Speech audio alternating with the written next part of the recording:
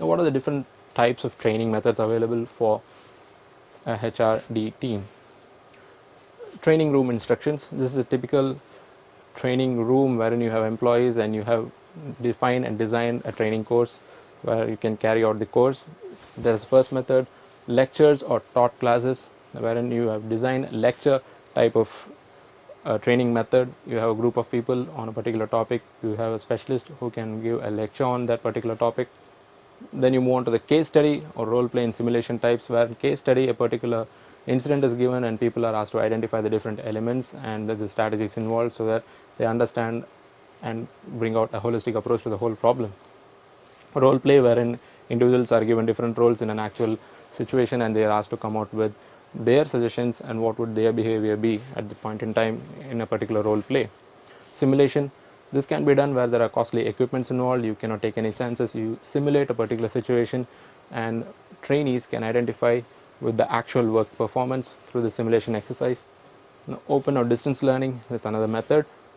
Discovery learning, program learning, visits and tours. Visits and tours are something where you can visit a place of particular significance which has a significant impact on your job performance. Let's say a visit to a particular research laboratory for trainees to have a better understanding of their job performance, and tours to particular, say, supplier organizations wherein you understand how suppliers manage operations and what is that you need to put in to have the maximum output from your suppliers. Outdoor training, to develop managerial and leadership qualities and to build interpersonal skills and those team building skills, you need to have these kind of outdoor activities. This is a very common form of training method which is adopted in different organizations. And computer based training, wherein you have packages installed in computers through internet or intranet. You have your new recruits going through training programs with the help of your computer based training. Moving on to e-learning, an exciting concept which is adopted widely across the world now and is catching up very fast. E-learning is that is delivered, enabled or mediated by electronic technology for the explicit purpose of training in organizations. It does not include standalone technology based training such as the use of CD-ROMs. Now, when we mean CD-ROMs, using of CD-ROMs in e-learning, e-learning is different from a traditional software which provides you learning content. So what happens here is that content and your training methodology is totally dependent on your e-learning process, where it is identified and designed to give maximum output for individuals so that the time consumption is reduced. Different facilities are not required for you, wherein the individual can himself access the training material and complete courses.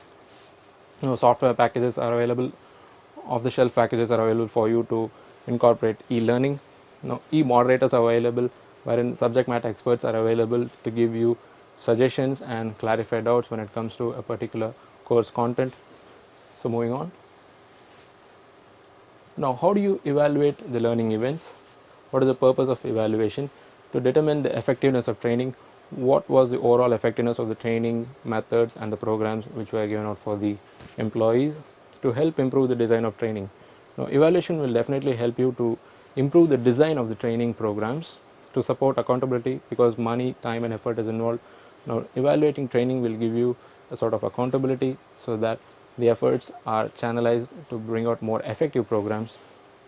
To gather information from the training programs, you need to do an evaluation. To allow stakeholders to express their needs and preferences. So what does the trainee feel about a particular training program? What does the management feel? So what is the effort involved? So you can identify their needs and preferences by evaluating.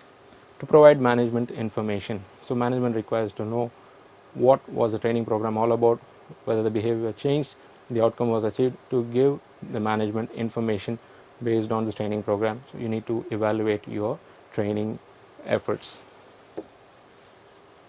Now, what should be evaluated? First and foremost is the participant reactions, whether the trainees were happy about the training program, whether it met their outcomes. Second is learning outcomes. What was desired? Was it delivered through the learning program? Behavior change. Was there any behavior change after the learning program, after the training? Was it actually transferred to the workplace? And did it result in performance changes? And what were the other desired outcomes where it met out of the training program? Costs of training, direct and indirect. What were the actual costs of bringing in the trainers setting up the facility, like what were the costs involved, the salary costs of trainers involved, and other indirect costs like what was the time taken off from actual project work. So you need to consider all the direct and indirect costs involved, and you need to evaluate efficiency. Was this program designed and delivered to meet the objectives? So was it efficient in all aspects? Performance to schedule and specification. Was the schedule performed as was designed, and what was the specification? Was it in balance and in alignment with the overall objectives? So these elements need to be evaluated as part of your training evaluation program. Now when we talk about evaluation, there are two types of evaluation: formative and summative. Formative is about the process in itself, whether the process of training was effective and efficient. So it analyzes the process in itself and improvements can be added into the process. When it comes to summative, the product in itself is evaluated, which means was the training able to deliver what was intended? So what was the outcome? Was it the outcome really intended through the training program? Was it really achieved? So this is an evaluation wherein we have formative, which analyzes the process so that the process can be tweaked and improved. Summative is the product, wherein the product in itself is analyzed and can be improved. Who should evaluate training? Senior management, because they are the people who need to understand the overall objectives, so that what was the training given, what did it really meet the objectives. So they need to do a critical analysis of the training which was provided. Now the training and development specialists who designed and implemented, so what was the training all about? Could it have been done better? So what needs to be done? What was the trainees' perception? Now coming to the trainees, they are the people who benefit from the training, and they have to transfer what was learned to the actual work atmosphere. So what did they feel about the training? Trainees, line managers, who will definitely take a hit if the trainees did not perform well. So was there a positive response or a negative response? Did the transfer of learning happen in a quick time after the training, or does it take a long time after training? You need to take their feedback. External training providers, we need to take and evaluate external training providers also, because they are the ones who design content in certain cases and provide you training. To maintain a healthy client relationship, you need to analyze and bring this feedback inside your training development programs. Now when you are talking about evaluation, Kirkpatricks model is one of the famous evaluation models widely accepted across the world, which analyzes the trainee's reaction. What was the initial reaction? What did the trainee feel about the whole training program? What was the learning? What was the particular outcome which was desired, and did the trainees manage to learn those outcomes? Behavior, did this transform into workplace behavior on the positive or the negative side? Was the transfer of learning better before the training program, or is it better after the training program? So does this have a direct link with the training program? And what were the results? What were the training results which were designed through this program, and was it actually achieved?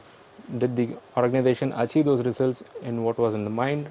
Is it through customer satisfaction or increased productivity? Were the results achieved? This is a widely accepted model in terms of 4 steps, wherein you analyze the reaction, then the learning, the behavior, and the results.